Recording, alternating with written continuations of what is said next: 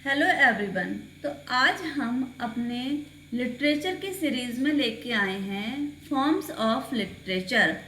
Forms of literature आप कोई भी एग्ज़ाम देने जा रहे हैं जहां इंग्लिश आ रही है, चाहे वो यूजीसी नेट का हो, डीएसएसपी का हो, केवीएस, एनबीएस, या कहीं भी कोई भी एग्ज़ाम, यूपी, टीजीटी, पीजीटी से लेकर कोई भी एग्ज़ाम आप क्वालिफाई करना चाहते हैं और इंग्लिश से जिसमें आपका जो सिलेबस है वो लिटरेचर है, तो वहाँ पर फॉर्म्स ऑफ लिटरेचर ज़रूर आते हैं। इनमें से कहीं ना कहीं एक क्वेश्चन आपको देखने के लिए ज़रूर मिलता है। यहाँ से 2 से 3 4 5 तक क्वेश्चन आ जाते हैं आपके फॉर्म्स ऑफ लिटरेचर से। और आज का वीडियो आपके लिए बहुत महत्वपूर्ण होने वाला है, बहुत ही यूज़फुल होने वाला है, इसलिए वीडियो को लास्ट तक देखें। लेक्चर थोड़ा लंबा हो जाएगा क्योंकि मैंने एक ही वीडियो में जो फॉर्म्स ऑफ लिटरेचर के जितने भी पॉइंट हैं सब कवर किए हैं। हम लिटरेचर को 3 फॉर्मों में डिवाइड करते हैं। इसके 3 जनरल बनाते हैं हम: poetry, drama, prose. Poetry, drama, prose literature की 3 फॉर्में हैं और इनको भी अलग अलग हम डिवाइडेशन करते हैं। तो सबसे पहले हम समझते हैं पोएट्री को। पोएट्री क्या है? पोएट्री है हमारे लिटरेचर के 3 ड्रामा हैं: पोएट्री, ड्रामा, प्रोज। मैं दोबारा से एक बार समझा रही हूँ, बहुत अच्छे से आप एक वर्ड सुनते चलिए, देखते चलिए और इसका स्क्रीनशॉट भी आप ले सकते हैं। तो हमारे लिटरेचर के 3 फॉर्म से हैं: पोएट्री, ड्रामा, प्रोज। तो सबसे पहला हमारा जो फॉर्म है वो है पोएट्री। हम सबसे पहले पोएट्री को समझते हैं कि पोएट्री क्या है। What is poetry? तो पोएट्री क्या है? जानते हैं हम, कविता है जो हम लय बनाकर, इसमें राइम स्कीम होती है, राइम होता है, लास्ट के वर्ड एक जैसे आते हैं, उसे हम पोएट्री बोलते हैं, कविता बोलते हैं।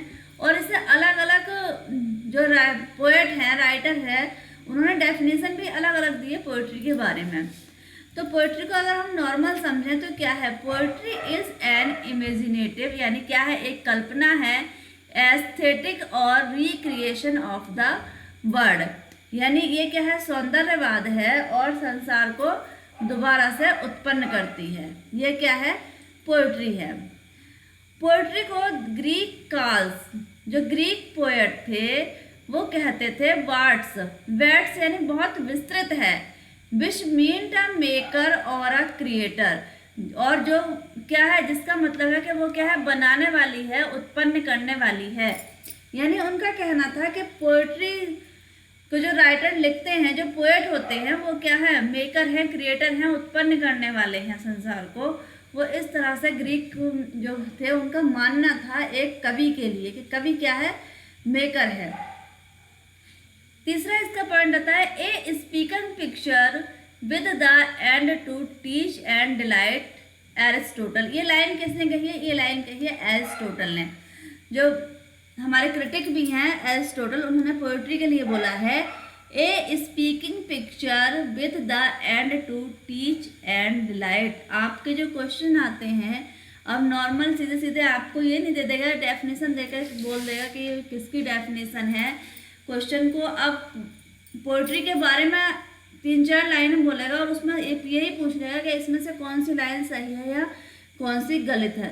तो हमें बिल्कुल डीपली पढ़ना है, हर पोएट्री से जुड़े हुए हर फैक्ट्स को हमें बहुत अच्छे से अध्ययन करना होता है, क्योंकि अब एग्जाम का लेवल ऊपर उठ चुका है और एग्जाम इसी लेवल से आते हैं कि एक फॉर्म्स के बारे में आपको 3-4 लाइनें दे देगा और उसमें से एक पूछ लेगा कि इसमें से कौन सी लाइन पोएट्री को डिफाइन नहीं करती है, पोएट्री के बारे में गलत है, या कौन सी लाइन हो सकता है एक लाइन सही दे दे, 3 गलत लाइन दे दे, ड्रामा की दे दे, प्रोज की दे दे, और फिर वो आपसे क्वेश्चन करे।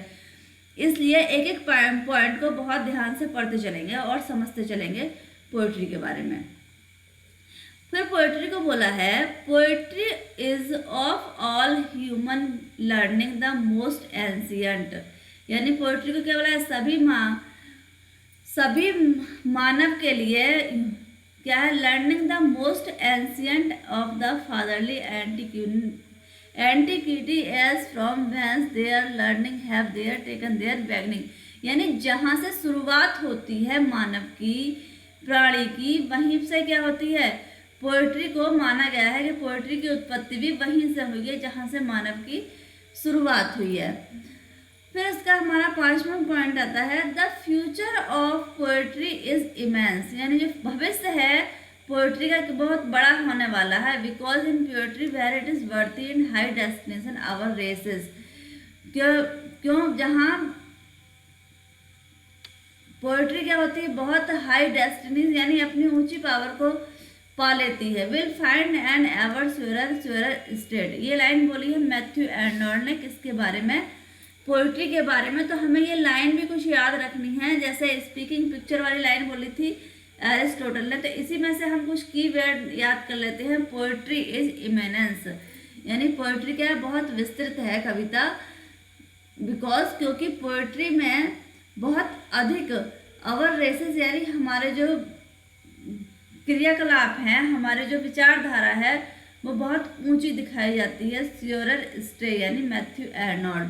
तो इसमें से हम कुछ की फैक्ट याद कर लेंगे, जैसे पोएट्री इज इमेंस या श्योरर स्टे किसकी लाइन है, ये मैथ्यू आर्नोल्ड की लाइन है। 6 इसका पॉइंट आता है, poetry is a criticism of life under the condition fixed for, such a criticism by the laws of poetic truth and poetic beauty। तो यहाँ पर क्या बोला है, पोएट्री इज अ क्रिटिसिज्म, क्या है, आलोचना है। अंडर द कंडीशन यानी किसी भी स्थिति के अंदर, फिक्स्ड फॉर क्रिटिसिज्म उसके लिए क्या है, आलोचक न है। बाय लॉ द पोएटिक यानी पोएटिक के जो सच के नियम होते हैं या पोएटिक ब्यूटी के बोध करते हैं इसकी। क्रिटिसिज्म यानी बहुत अधिक गहराई से उसे जानते हैं, डीपली। तो ये किसकी है, वर्ड्सवर्थ की लाइन है। तो यहाँ पर हम क्या याद करेंगे, पोएट्री इज क्रिटिसिज्म किसकी लाइन है, कुछ की फैक्ट्री हम याद करेंगे, पोएटिक ब्यूटी, पोएटिक ट्रूथ, ये हम इसमें से कुछ वर्ड पकड़ लेंगे क्योंकि लाइन हमें बहुत लंबा हो जाएगा, हम याद नहीं कर सकते। लेकिन यदि हम इसमें से कुछ अपने वर्ड पकड़ते चले, माइंड में फिक्स करते चले, तो क्या हो जाएगा, हमें बहुत अच्छे से याद हो जाएगा। जैसे poetry is immense Matthew Arnold, speaking picture Aristotle, poetic truth, poetic beauty Wordsworth. 7 हमारी लाइन है पोएट्री के बारे में, a poetry of revolt against moral ideas. ये लाइन किसकी है, आर्नोल्ड की है, ये भी मैथ्यू आर्नोल्ड की लाइन है। और पोएट्री इज इमेंस भी, तो इसमें क्या हम याद कर लेंगे, पोएट्री ऑफ रिवोल्ट, पोएट्री क्या है, of revolt against moral ideas. Of truth, of grandeur यानी बहुत सच है, बहुत शानदार है। Beauty love and hope, beauty है, प्रेम है, आशा है। And melancholy fear subdued by faith, हमारे विश्वास से क्या है, सब पोएट्री है। ये भी लाइन किसकी है, वर्ड्सवर्थ की है। ब्यूटी लव एंड होप हम याद कर लेंगे, पोएटिक ब्यूटी याद कर लेंगे। जहाँ भी ये वर्ड हमें अपनी लाइनों में मिल जाते हैं और पूछ लेता है कि ये किसने दी है, तो ये दी है हमारी वर्ड्सवर्थ ने। अब पोएट्री के कुछ मेजर टर्म्स के बारे में हम चर्चा करते हैं कि पोएट्री के भी मेजर टर्म कौन कौन से होते हैं। तो पोएट्री हमारी नरेटिव और नॉन नरेटिव दोनों फॉर्म में लिखी जाती है। तो जो पोएट्री के नरेटिव हैं, फॉर्म से हैं, आज हम उसके बारे में पढ़ते हैं। तो इसमें फर्स्ट है हमारा एपिक। एपिक क्या होता है, अब एपिक के बारे में सीधे सीधे नहीं पूछ लेगा आपसे क्या पोएट्री की मेजर फॉर्म कौन सी है, वो पूछेगा एपिक के बारे में 3-4 लाइनें दे देगा और वो पूछ लेगा कि ये कौन सी फॉर्म्स है लिटरेचर की या पोएट्री की। तो हमें एपिक के बारे में सब कुछ जानना जरूरी है कि एपिक होता क्या है। तो एपिक क्या है, epic is the greatest and most Sublime of poetry, यानी जो पोएट्री है, कविता है हमारी, उसका सबसे अधिक ग्रेटेस्ट यानी महान और उत्कर्ष है वर्क क्या है, एपिक कहलाता है। एपिक होता क्या है, epic is a long poem, एक लंबी पोएम होती है सेलिब्रेटिंग द लाइफ, जिसमें जीवन के मनाया जाता है हीरोइक डीड्स, कोई साहसी कार्य को, या अचीवमेंट ऑफ नेशनल हीरो, किसी जो एक पर्सन है, एंटागोनिस्ट है, हीरो है, उसने कुछ बहुत बड़ा प्राप्त किया है, वेदर हिस्टोरिकल और लीजेंडरी, ये ऐतिहासिक भी हो सकती है और पौराणिक भी हो सकती है। एपिक यानी एक बहुत लंबी पोएम होती है जो किसी की घटना के या बहुत अच्छा उसने अचीव प्राप्त किया हो, और ये ऐतिहासिक और पौराणिक दोनों ही तरह की हो सकती है पोएम। जिससे जो लंबी पोएम होगी उसे क्या बोलेंगे, एपिक बोलेंगे। और इसमें जो तीसरा हमारा पॉइंट आता है वो है it is a great hero of for its central figure. इसमें क्या होता है, जो हीरो होता है हमारा वो बिल्कुल मध्य बिंदु होता है, मतलब सारी कहानी उसी के ऊपर घूमती रहती है। फिर है the many legends of their exploits handed down from the generation to generation. और ये कहानियाँ क्या होती हैं एपिक की, एक पीढ़ी से दूसरी पीढ़ी को गाकर या कहानी के माध्यम से बताकर सुनाई जा सकती हैं, मतलब ओरली भी बता देते हैं इसकी कहानी को। 5 इसका पॉइंट आता है कि इसमें क्या होता है, सीरियस सब्जेक्ट होता है, यानी इसका जो विषय होता है बहुत गंभीर होता है, हाई मैग्नीट्यूड होता है, बहुत उच्च श्रेणी का होता है। और इसमें क्या है, it involve super human deeds in battles. और क्या होते हैं सुपर ह्यूमन, यानी नेचुरल नहीं होते, परियां या सोल या देवी देवता गॉडेस सब इसमें आ जाते हैं। सुपर ह्यूमन में जो ह्यूमन से ऊपर उठ के होते हैं वो सब इसमें आ जाते हैं। और इसमें कुछ मैं आपको दे रही हूँ एपिक के नाम, जैसे एनिड। एनिड क्या है, एक वर्जिल का एपिक है, बियोवोल्फ है, ये सारे क्या हैं, एपिक हैं। डिवाइन कॉमेडी ये दांते की है, और इसमें से एलिवेटेड स्टाइल भी होती है, यानी बहुत विस्तृत तरीका होता है लिखने का। सेंटर्ड ऑन अ हीरोइक और क्वासी, मतलब इसका जो केंद्र बिंदु होता है वो बहुत हीरोइक यानी बहुत बड़ा होता है। हीरो को तो आप जानते ही हो ना, सब फिगर उसके, divine figure on whose action, यानी सब कुछ उसके कार्यों के पीछे डिपेंड होता है, उस पर निर्भर होता है, उस पर fate of tribe nation human race, उस पर जो मानव की पीढ़ियाँ होती हैं, देश होता है, कंट्री होती है, सब उसी पर क्या होती है, विश्वास करती है, डिपेंड करती है सेंट्रल हीरो पर। The action in the epic is a very elevated style, यानी इसमें क्या होता है, इसमें लाइन कट कर दूसरे का पहुंच गई है। क्या होता है, एक्शन क्या होता है एपिक का बहुत ही अच्छे तरीके से लिखा जाता है।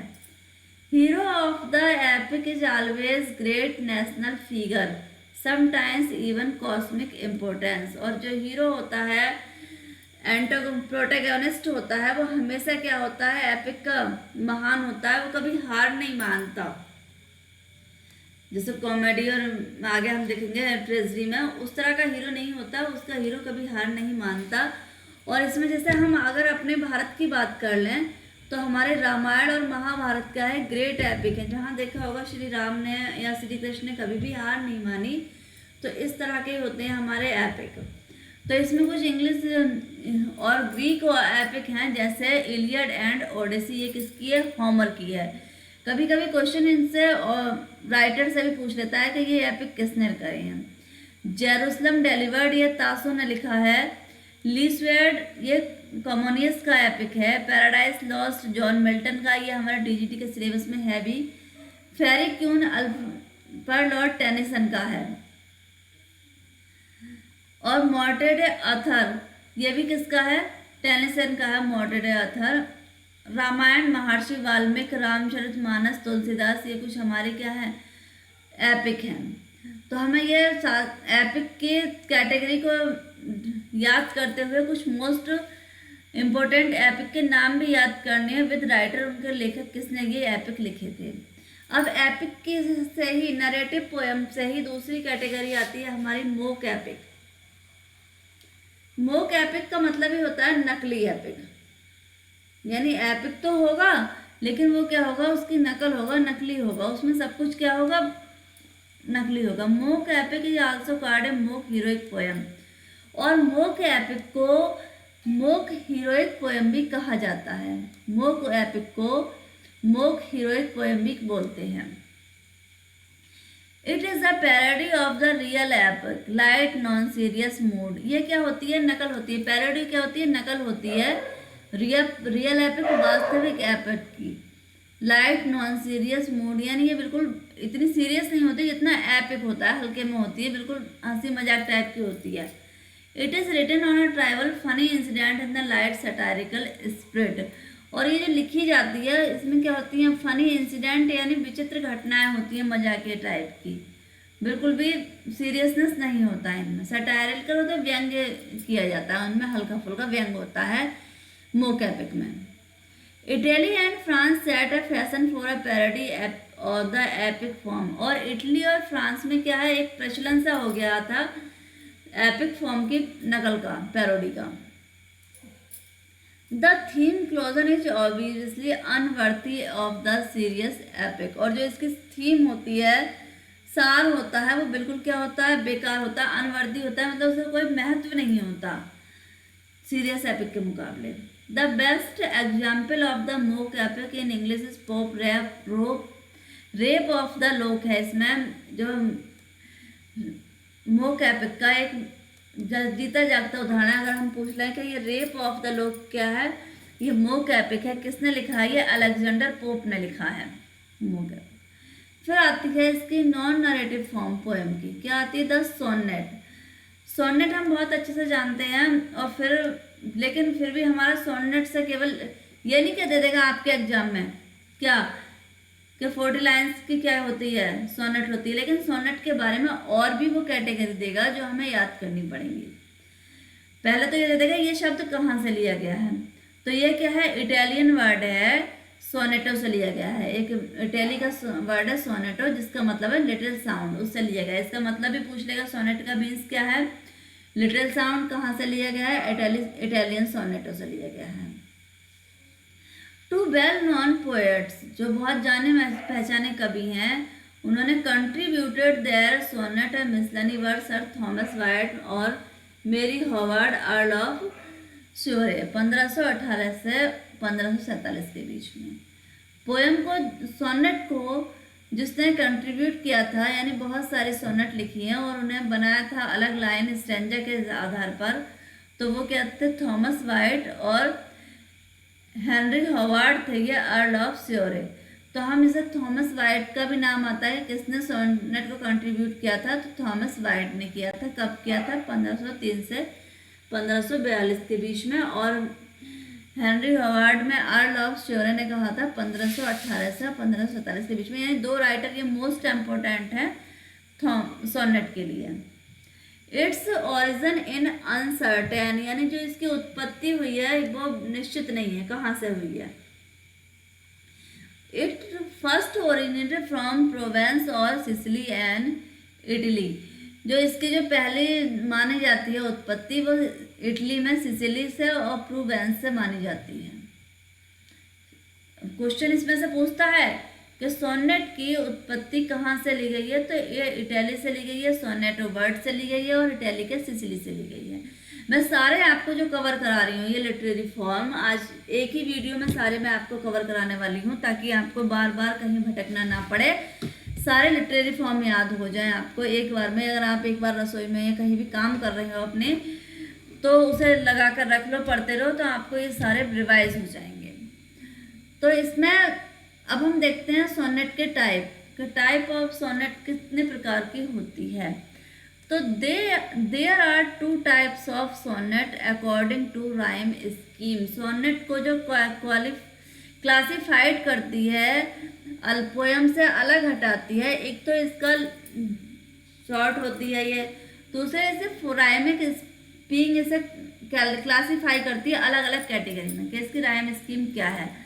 और ये 14 लाइन्स की पोएम होती है। The number of lines in a sonnet of any time is always 14, यानी जो नंबर लाइन होंगी, कितनी लाइन होंगी सोनेट में, 14 लाइन होंगी, यानी 14 लाइन की एक पोएम सोनेट कहलाएगी। और राइम स्कीम के अकॉर्डिंग इसे अलग अलग कैटेगरी में डिवाइड किया गया है।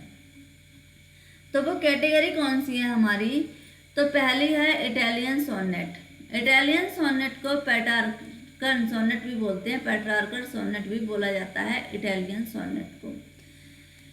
These sonnet are named after the great poet Petrarch. इस सोनेट का नाम जो पढ़ा था पेट्रार्क सोनेट, वो पेट्रार्क के नाम पर ही पढ़ा था, पेट्रार्कन सोनेट का।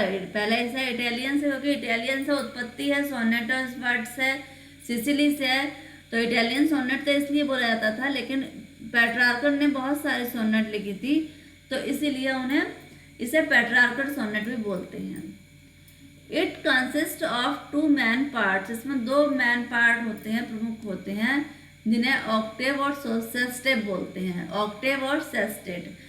First line from the Octave rhyme, जो पहली 8 लाइनें होती हैं उन्हें ऑक्टेव राइम बोलते हैं, यानी 8 लाइन के एक स्टैंजा को ऑक्टेव बोलते हैं। तो ये मैं अभी आपको स्टैंजा फॉर्म भी अगली आने वाली वीडियो में समझाऊंगी कि ये मीटर और राइम वगैरह क्या होती हैं।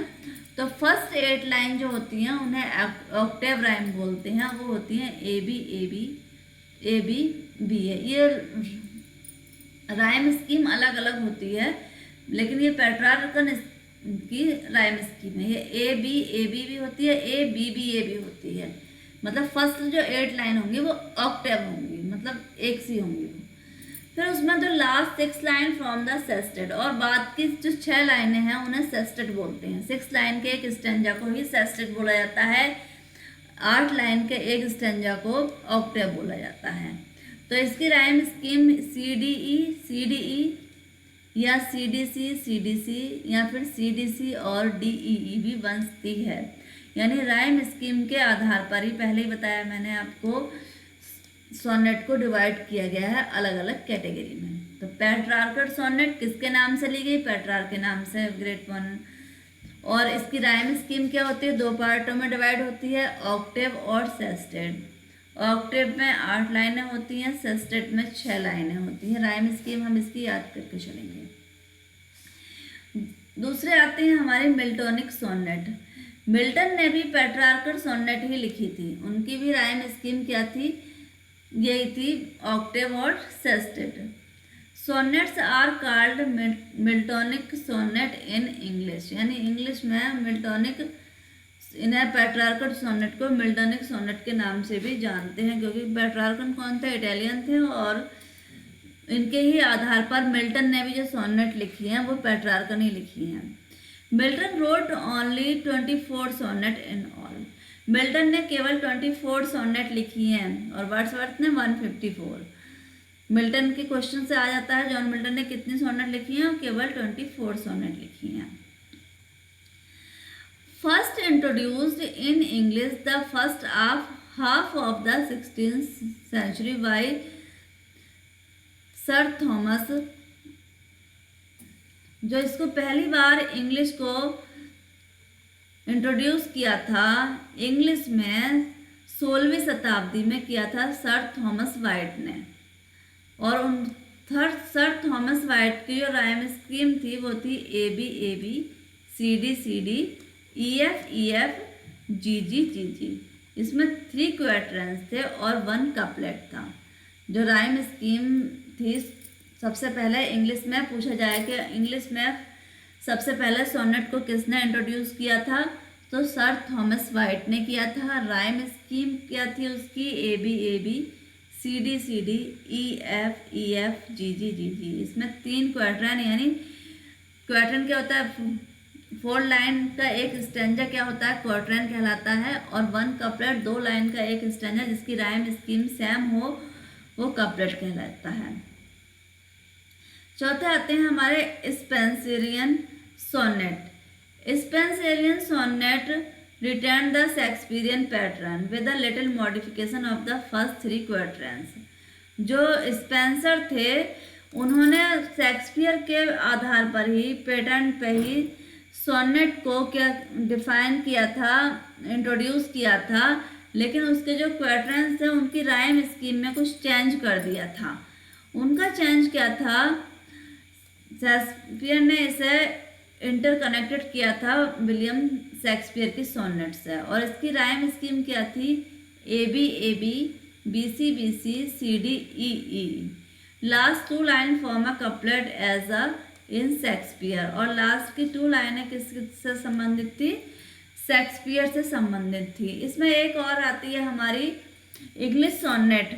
इंग्लिश सोनेट जो हमारे टाइप होने से रह गई थी। इंग्लिश सोनेट को डिफाइन किया था हमारे विलियम शेक्सपियर ने। शेक्सपियर इंग्लिश सोनेट को शेक्सपियरियन सोनेट भी बोलते हैं। जो हम इसमें टाइप होने से रह गई है, मैं आपको ओरली बता देती हूँ, उसका एक वीडियो मैं अलग से बना दूंगी शेक्सपियरियन सोनेट का।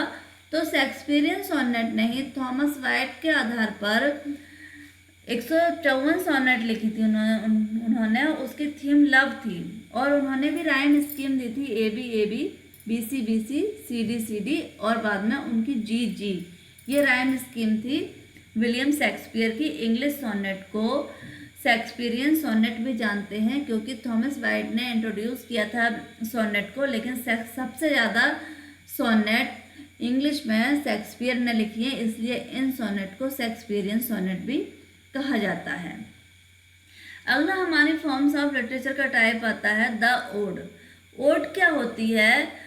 ओड का ओरिजिन क्या होता है? तो इसका ओरिजिन क्या होता है? ग्रीक, यानी ग्रीक ओरिजिन है इसका। ओड अगर पूछा जाए तो क्या ओरिजिन है इसका? ग्रीक ओरिजिन है। The poet tries to show his best highest talent. और इसमें जो पोएट है, हमारा कवि है, उसने प्रयास किया है अपने सबसे अच्छे और उच्च टैलेंट को यानी योग्यता को दिखाने का। It is longer than lyric, ये लिरिक से बड़ी होती है। An ode is written on the some important public event.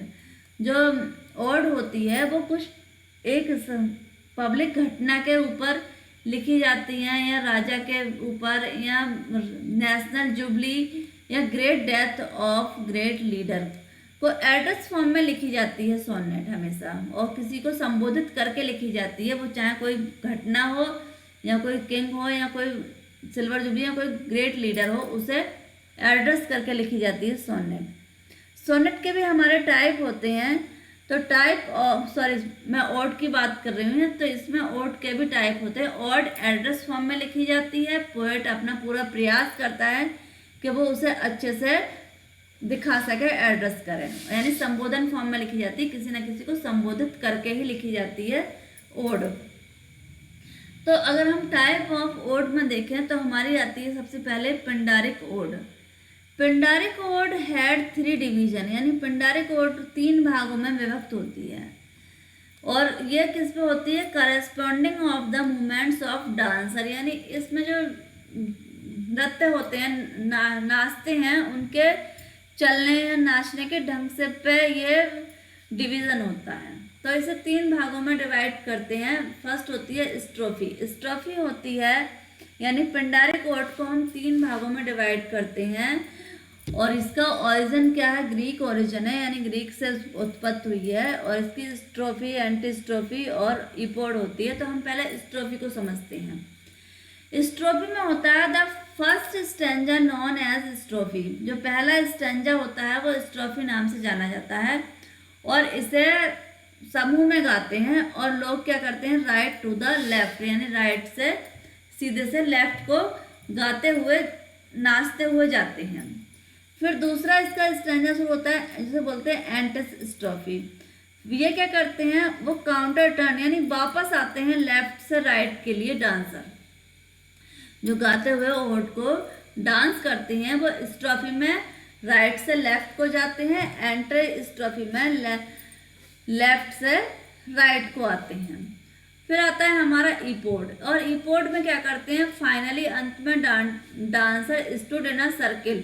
क्या होते हैं? एक डायस पर बिल्कुल सर्किल गोले में खड़े हो जाते हैं, और वो बार बार स्ट्रोफी और एंटी स्ट्रोफी का, यानी बार बार लेफ्ट में जाते हैं, फिर क्या राइट में आते हैं, और इसी को बार बार सर्किल में दोहराते हैं। तो यही क्या होती है? हमारे ओड के कैटेगरी होते हैं डांसर के मूवमेंट्स पर। ओड को हम 3 पार्टों में डिवाइड करते हैं, स्ट्रोफी, एंटी स्ट्रोफी और इपोड।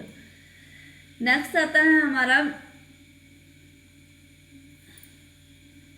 मैंने बता दिया ना आपको, इपोड कुड बी रिपोर्टेड यानी number of times in the Pindaric ode. Pindaric ode में ही होता है, ग्रीक ओरिजिन है पिंडारिक ओड का।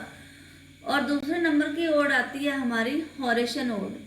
हॉरेशियन ओड ये हॉरेशियन से ली गई है। इसके जो कवि हैं, सब्जेक्ट है, वो हॉरेशियन के नाम पर पड़ी है।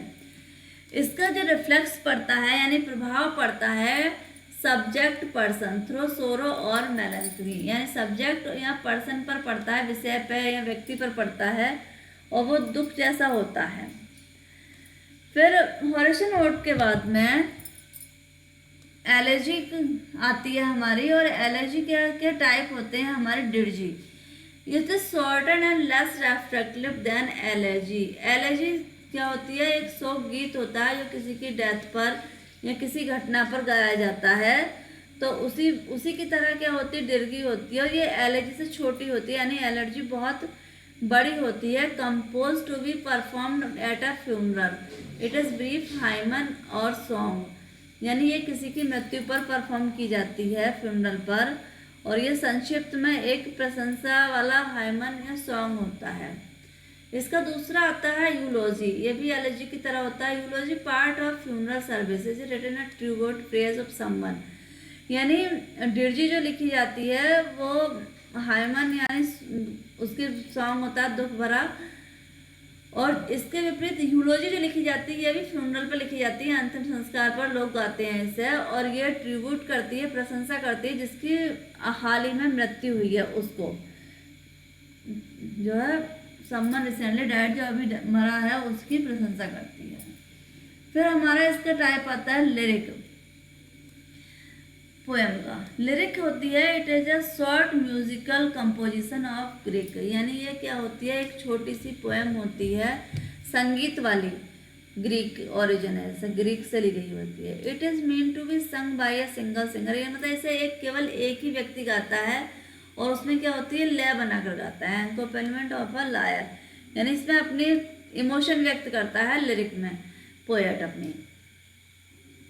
It is a single speaker who express a state of mind, process, thought और फीलिंग। मैंने अभी बताया आपको क्या क्या करता है लिरिक में पोएट, या जो होता है हमारा बोलने वाला होता है, वो अपने भावनाओं को व्यक्त करता है। कैरेक्टरिस्टिक्स ऑफ लिरिक, यानी लिरिक में और क्या क्या होता है, क्योंकि क्वेश्चन केवल यही नहीं बन जाता क्या होता है लिरिक में, क्या होता है।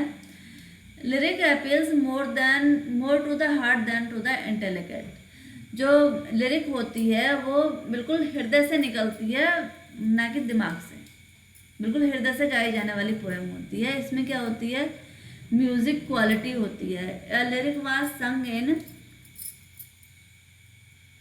एक्कम्पनीमेंट ऑफ लायर, यानी ये गा सकते हैं, इसमें गीत होता है, म्यूजिक भी होता है लिरिक में। The lyric lyre was dispensed away through the musical quality of lyric was return, यानी मैंने पहले बताया इसमें संगीत वाली क्वालिटी होती है, लिरिक में गा सकते हैं। It remind musical without help of any external aid, और हम इसे बिना किसी भी वाद्य यंत्र के गा सकते हैं, बिना किसी दूसरी चीज़ों की मदद के लिरिक को। अगला पोएम का फॉर्म आता है द आइडल। आइडल होती है short small pictorial poem, variety of themes of town और कंट्री लाइफ। आइडल जो लिखी जाती है वो विलेज लाइफ पर ज़्यादा लिखी जाती है, शॉर्ट होती है और स्मॉल पोएम होती है, और इसमें गांव के जीवन का पास्टोरल टाइप की होती है, उसका चित्रण होता है। Poet on experience and impression, poet इसमें अपना अनुभव और प्रभाव दिखाता है। Idyll is rural like lowly life in the town, मैंने पहले ही बताया रूरल यानी ग्रामीण से संबंधित होती है idyll. Form of a pastoral poem का ही एक फॉर्म होता है idyll. Roman poet Virgil also adapted the same form in the eclogues and ब्यूकोलिक्स।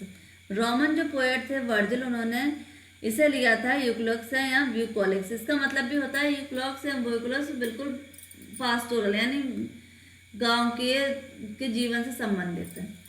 थियोक्रेटिस and Virgil come into the popularity in English during Renaissance के दौरान थियोक्रेटिक्स और वर्जिल इसे लेकर आए थे, यानी उनके सामने बहुत पॉपुलर हुई थी इंग्लैंड में ये कौन सी जो है आइडल। और ये आइडल किसका रूप है, ये यूक्लिक या ब्यूकोलिक्स का रूप है।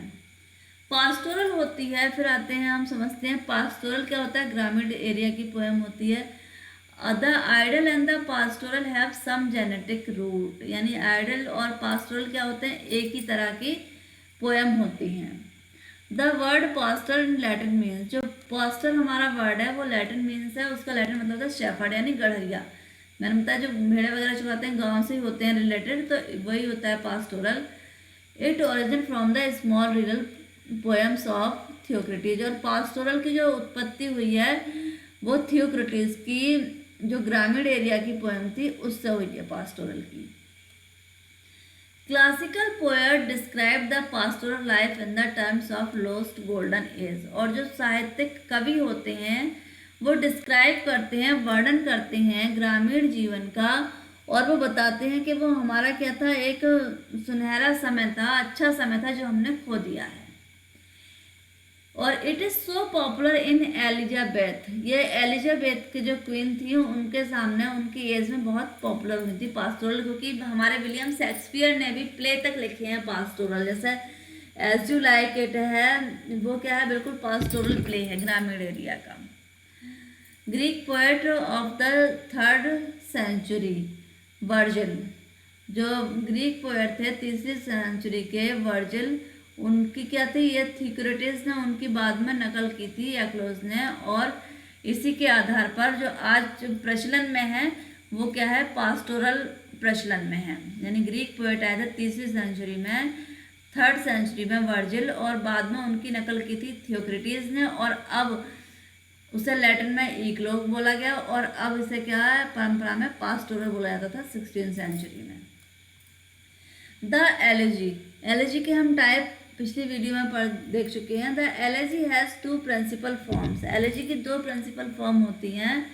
कौन कौन सी होती है, एक तो सिंपल एलेजी होती है, एक पास्टोरल एलेजी होती है। एलेजी होती क्या है, एलेजी होती है किसी की मृत्यु पर, किसी घटना पर दुख व्यक्त करना, क्या होती है, दुख भरी पोएम एलेजी कहलाती है।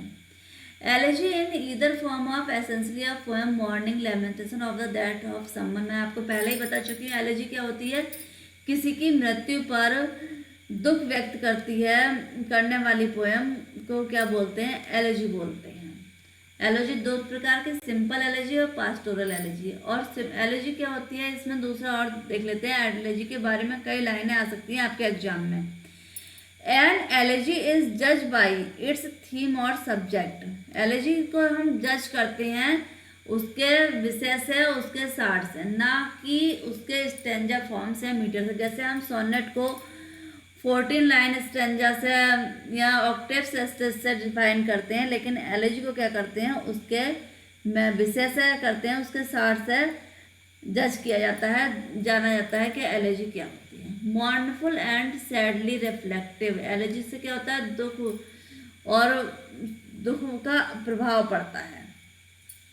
ट्रिब्यूट टू समवन और समथिंग लॉस्ट, ये किसी के खो जाने पर, किसी व्यक्ति के या किसी चीज के खो जाने पर लिखी जाती है। Such as fall of city, defeat in battle, some kind of national catastrophe, मैंने बताया अभी किसी की भी कोई भी ऐसी दुख भरी घटना हो जाती है तो उसके ऊपर ये एलेजी लिखी जाती है। जैसे fall of city, defeat in battle यानी युद्ध में हारना, सम काइंड ऑफ नेशनल यानी और कोई दुखा अंत हुआ हो किसी चीज का, तो उसके ऊपर दुख भरी पोएम होती है elegy. It is a formal and sustained poem for morning on the death of particular person, और ये किसी विशेष व्यक्ति के मृत्यु पर भी दुख व्यक्त करने वाली पोएम होती है।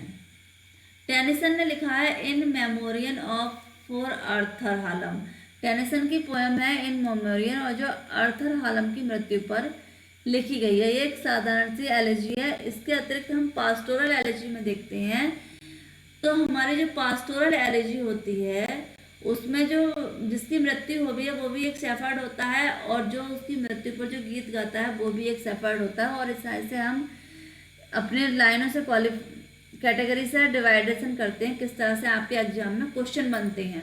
ये तो हम नॉर्मल समझ गए। एलेजी क्या होती है, एक मृत्यु पर या किसी शोक गीत बोलते हैं इसे एलेजी को। एक सिंपल होता है यानी साधारण सा, लेकिन जो पास्टोरल होता है इससे ज़्यादा क्वेश्चन आते हैं, क्योंकि ये किसी विशेष पर्सन की, ये poem of morning on the death of a particular person यानी किसी विशेष व्यक्ति की मृत्यु पर शोक व्यक्त करती है, दुख व्यक्त करती है pastoral elegy.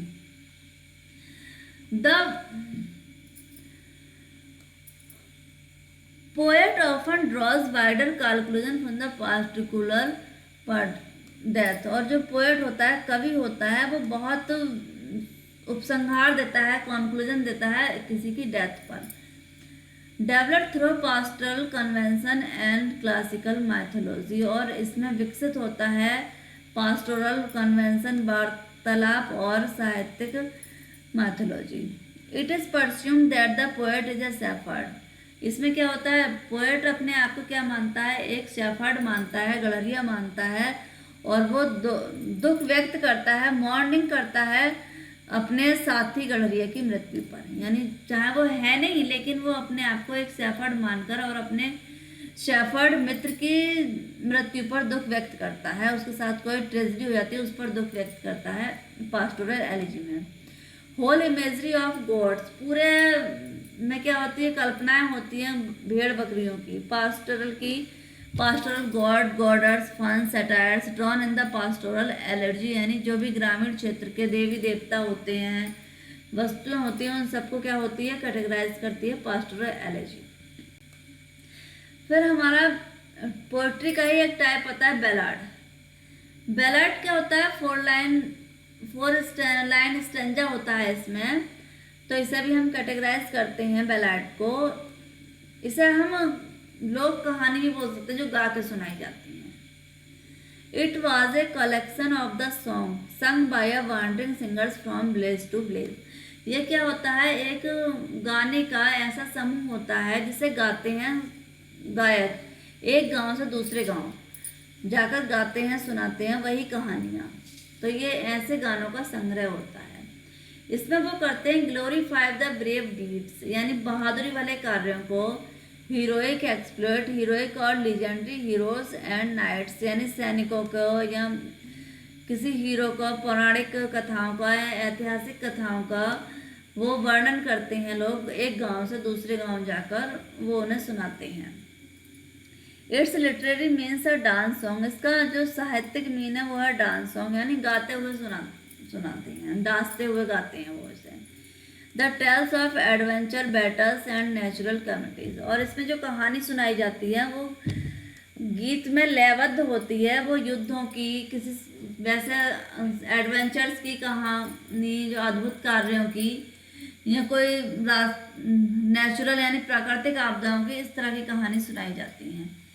Popular ballad is dramatic and impersonal. जो प्रचलित लोकप्रिय बैलाड होती हैं बिल्कुल, तो वो क्या होती हैं, ड्रामेटिक फॉर्म में होती हैं या बिल्कुल अलग होती है, मतलब उनका निजी जीवन से कोई संबंध नहीं होता पोएट के। It developed the earliest stage of civilisation. और ये विकसित हुई थी जब सिविलाइजेशन यानी सभ्यता प्रारंभिक एज पर थी।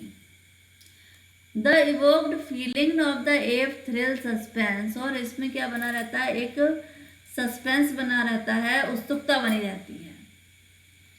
It is usually written in 4 line stanza. और इसमें जो एक हमारा स्टेंजा होता है पोएम का, वो 4 लाइन का होता है, जिसे हम quailed क्वेट्रेंस written in iambic metre. यानी देखो 4 लाइन के स्टेंजा को हम क्या बोलते हैं, क्वेट्रन बोलते हैं, 5 लाइन को पैट्रन बोलते हैं, और 4 लाइन के टेट्रा बोलते हैं। ये हम अगली वीडियो में अपने कवर करेंगे, हम जो है कि ये स्टेंजा फॉर्म मीटर क्या होते हैं। First and third lines have 4 iambic feet. यानी पहली और तीसरी लाइन में 4 आयम्बिक फीट होते हैं। The second and fourth have 3 iambic feet होते हैं। और सेकेंड और फोर्थ लाइन में क्या होते हैं, 3 आयम्बिक फीट होते हैं इसमें। फिर आते हैं हमारे सैटायर। ये हमारे पोएट्री की लास्ट फॉर्म है। यदि आपने वीडियो को कहीं रोक कर देखा है तो आप भूल जाओगे, इसलिए वीडियो को लास्ट तक और पूरा देखें समझने के लिए। पॉइंट टू पॉइंट बात डिस्कस की गई है और आपका एग्जाम में क्वेश्चन यहीं से बनता है। आपको 4 लाइनें दे देता है और पूछ लेता है कौन सी लाइन एपिक की है, कौन सी लाइन सैटायर की है, या कौन सी लाइन बैलाइड की है। बैलाइड को क्लासीफाई 4 लाइनों में करता है, फिर वहाँ से क्वेश्चन करता है। तो मैंने पॉइंट टू पॉइंट इस वीडियो में कवर किया है आपके लिटरेरी फॉर्म को। तो यहाँ पर 10 सैटायर। द सटायर होता है it was a wide scope, यानी इसका एक बहुत बड़ा क्षेत्र होता है, इसका उद्देश्य बहुत बड़ा होता है। फिर it may occur in a form of prose and poetry, और ये किसी भी जनर में लिखा जा सकता है लिटरेचर के, चाहे ये प्रोज रूप में भी लिख सकते हैं, पोएट्री में भी मिल जाता है। इसकी एक स्पेशल फॉर्म नहीं होती है, किसी में भी इंक्लूड हो जाता है। It is not the form but spirit, इस मैंने वही बताया कि इसकी कोई भी स्पेशल फॉर्म नहीं होती, लेकिन इसकी क्या होती है, एक स्पिरिट होती है, एक विचारधारा होती है, और वो डिसाइड करती है क्वालिटी ऑफ द सटायर की, यानी सटायर है या नहीं है उसमें वही डिसाइड करती है उसकी जो विचारधारा होती है। इसकी बैलाड की तरह, एलेजी की तरह, एपिक की तरह कोई भी निश्चित फॉर्म नहीं होती। ये प्रोज में भी यूज होती है, पोएट्री में भी यूज होता है। इसका मेन उद्देश्य रिफॉर्म होता है, जो हम आगे की लाइनों में आपसे डिस्कस करने वाले हैं। Ridicule some folly or vice is an individual or society with a view of correcting, reforming। हाँ, मैंने ये बताया ना, इसका कोई वो होता है ridicule some folly, यानी ये कुछ हास्यास्पद होती है, किसी को खिंचाई करती है, और अकेले नहीं, व्यक्ति की या समाज की, और किसके लिए, उसे करेक्टिंग सही करने के लिए, सुधारने के लिए जो व्यंग किया जाता है वो क्या होता है, सटायर होता है। ये किसी पर्सन को भी होता है, किसी समाज पर भी सुधारने के लिए किया जाता है। Satire is to keep the victim in good humour even while exposing his folly vice, और इसमें क्या होता है, सटायर जो होती है एक अपने आप में अच्छा व्यंग होता है,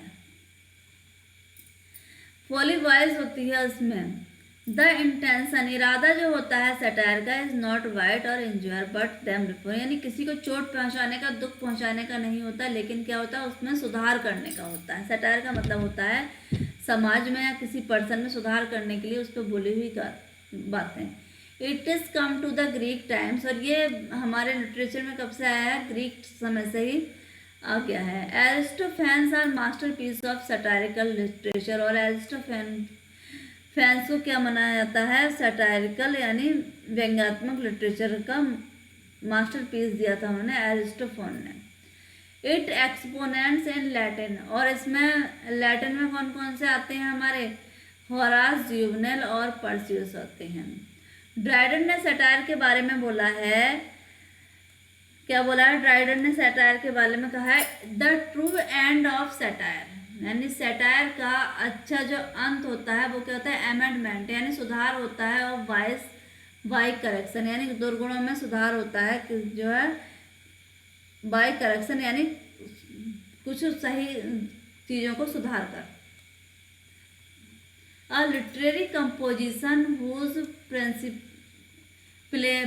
टू रिडिकल फॉली और वाइस, और ये लिटरेरी कंपोजिशन वो होता है जहाँ सुधार की ज़्यादा, रिडिकल यानी किसी को बुरा भी ना लगे और उसमें परिवर्तन भी आ जाए।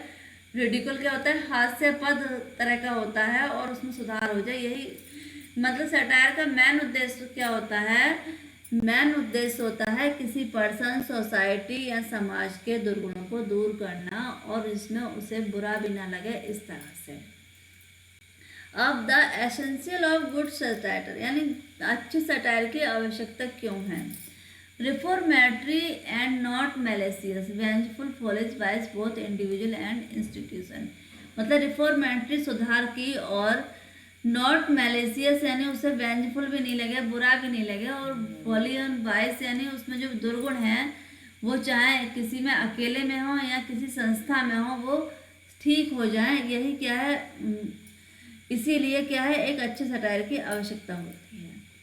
रिडिकल और even condemned good humoured but not with jealousy और मैलाइज, और इसमें जो सटायर लिखी जाती है, हास्यास्पद बातें लिखी जाती हैं, उसमें उसका मेन उद्देश्य क्या होता है, मेन उद्देश्य होता है कि उसे केवल सुधारना, ना कि उससे कोई ईर्ष्या या कोई द्वेष रखना, उसका कोई उद्देश्य नहीं होता। Sin can be condemned but not sinner, यानी ये कहता है सिन कैन बी कॉन्डेम्ड, यानी पाप को खत्म करो, नॉट सिनर, पापी को नहीं।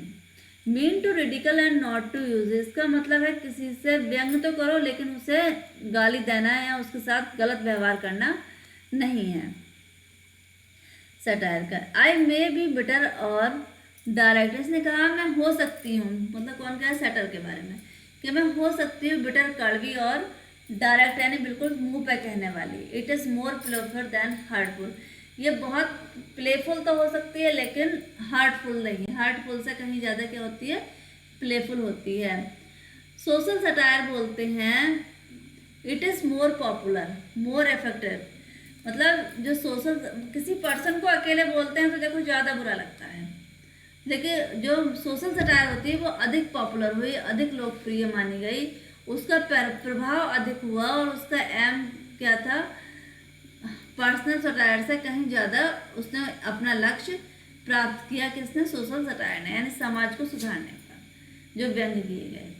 It expose the follies and vices of their age और द कॉन्टेम्पररी इंस्टीट्यूशन, और इसने सुधारा किससे, बुराइयों को, दुर्गुणों को उस समय के कॉन्टेम्पररी समकालीन संस्थाओं में, उस समय की जब ये सटायर लिखी गई थी तो उसमें बहुत अधिक सुधार किया। किसने, सोशल सटायर ने।